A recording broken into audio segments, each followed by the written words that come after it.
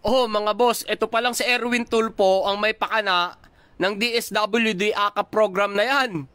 Mga rider ng Grab, mga driver ng angkas, yan ho, sumisweldo ng mga 23,000 or less. Mga CQ, mga waiter, dishwasher, sila po yung walang ayuda. Yan po yung pinaka-primary purpose ng AKAP. Kaya po, ako po nag-coin ng idea niya ng AKAP, yung ayuda para sa kapos ang kita program.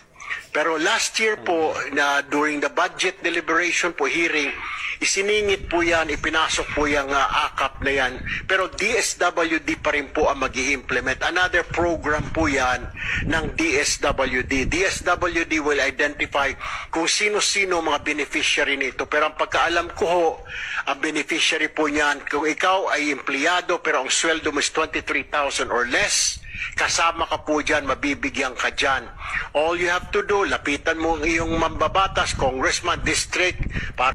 Meaning to say, magkakaroon tayo ng utang na loob sa mga congressman dahil ang gusto niya ni Erwin Tulfo ay lumapit kayo sa mga congressman district na isa kayo sa mga tumatanggap ng mababang sahod. O Erwin Tulfo, makinig ka, kung gusto mo talagang mabigyan ang mga Pilipino, bakit hindi mo pagtrabahuin yung PSA, yung Philippine Statistic Authority, o kaya naman yung mga munisipyo o barangay upang makolekta nila yung mga tao, yung mga Pilipino na sumasahod ng 23,000 pababa. At nang masendan sila ng mga ito sa kanilang mga specific address ng pipilapan. At hindi na kailangan lumapit kay congressman. Puta bulok ang pag-iisip nyo. Dahil sa form na kanilang pipilapan, direkta na ito sa kanilang bank account number.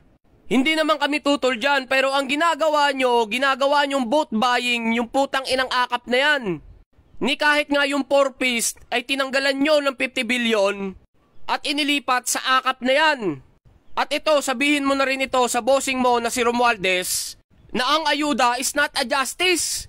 Because ayuda is a supplemental budget solution lamang.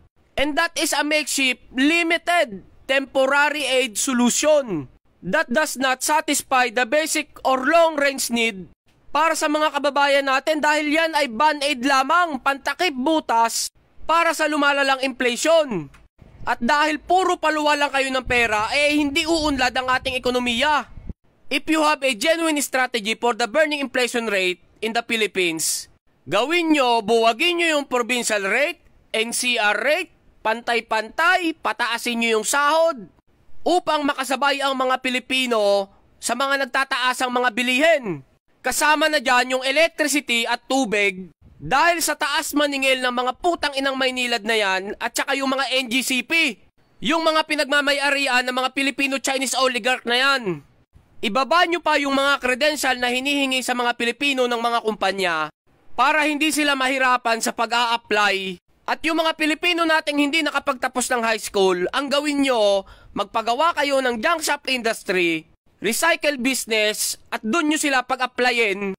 Nang sa gayon, mabawasan yung mga kalat dyan sa Pilipinas, lalo na yung mga plastic, bote at lata. Putang ina nyo, walang mangyayari sa mga Pilipino. Puro lang kayo paluwal, lulubog ang ekonomiya.